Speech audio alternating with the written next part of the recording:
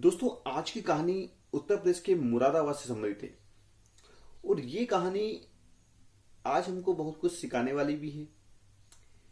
दोस्तों, वहां पर एक राजेश नाम का व्यक्ति होता है जिसकी अभी अभी शादी होती है। मतलब नई नई शादी होती है।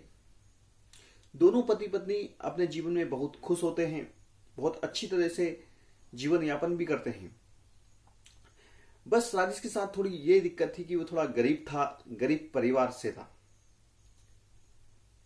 और सारा जो घटनाक्रम इस कहानी में घटा है वो इसी कारण घटा है।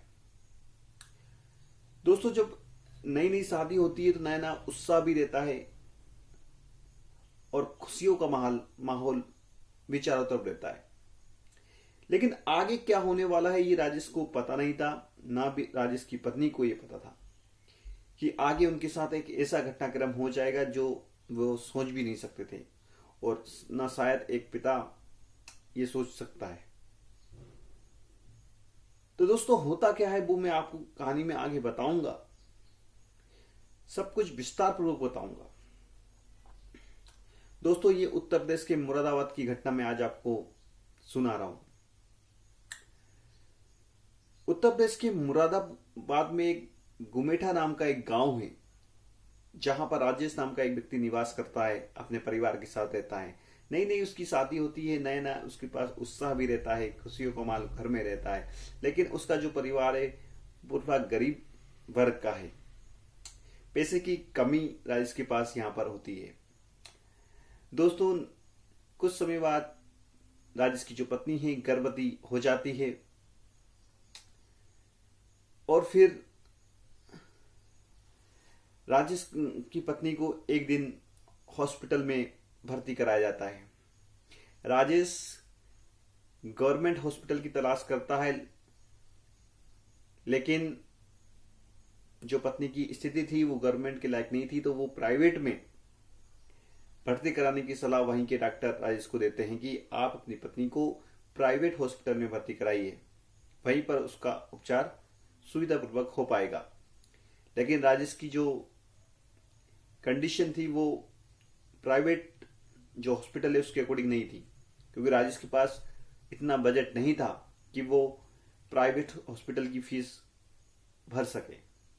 लेकिन मजबूरन उसे प्राइवेट हॉस्पिटल में ही अपनी पत्नी को भर्ती करना होता है। तो राजेश प्राइवेट हॉस्पिटल में ही अपनी पत्नी को भर्ती कर देता है। कुछ समय बाद राजेश की पत्नी एक पुत्री को जन्म देती है। अब राजेश के साथ यह भी एक घटना घट जाती है। जो राजेश की पुत्री है बहुत कमजोर होती है,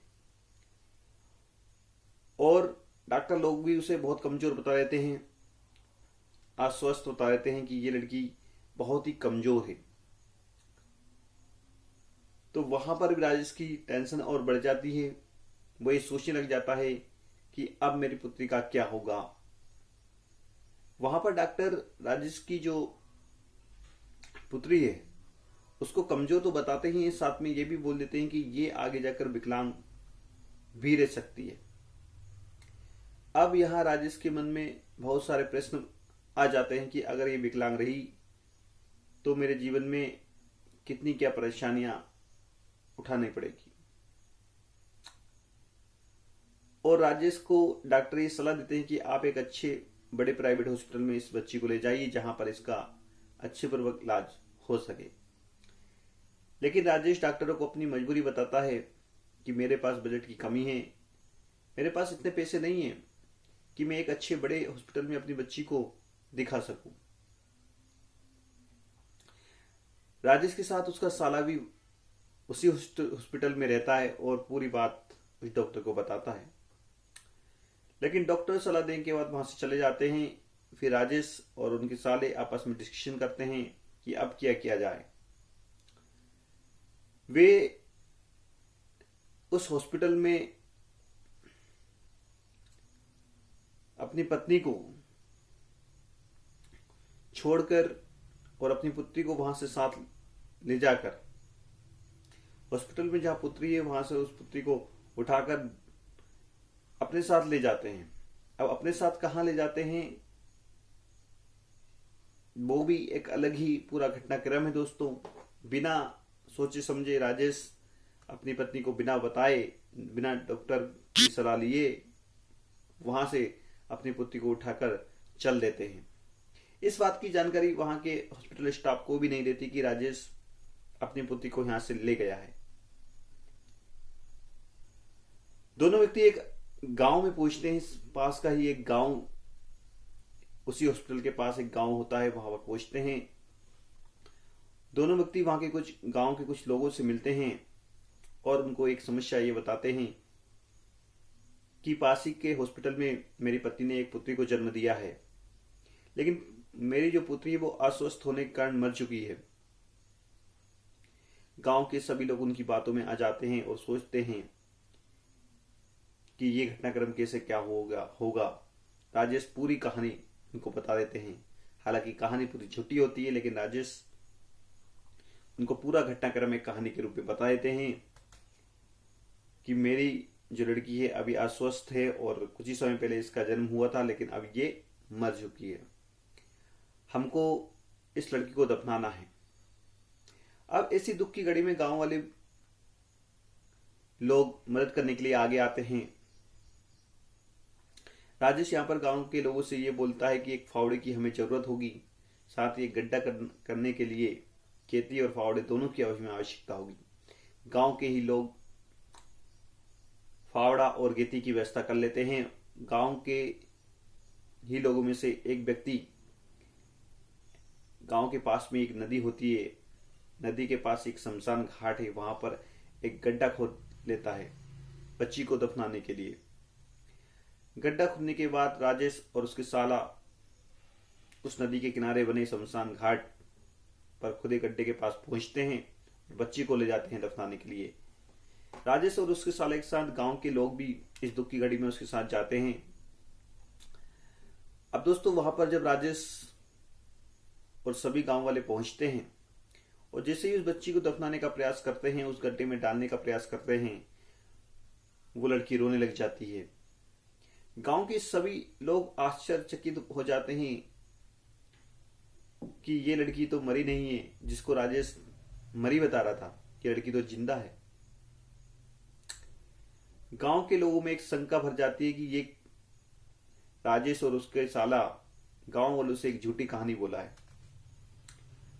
तुरंत गांव वाले राजेश और उनके साले को घेर लेते हैं और पूरी समस्या जानते हैं। लेकिन राजेश ये बोल देता है कि डॉक्टरों ने इसको मरी घोषित कर दिया था, इसलिए हम इसको दफनाने के लिए यहां पर आए थे, हमें और कुछ इसकी जानकारी नहीं है। लेकिन गांव वाले इनकी बातों में नहीं आते हैं और इन दोनों को पकड़ लेते हैं और तुरंत वहां पुलिस चौकी में इनकी शिकायत कर देते हैं। गांव वाले इनको पकड़ लेते हैं दोनों को। दोनों की शिकायत पुलिस थाने में कर दी जाती है।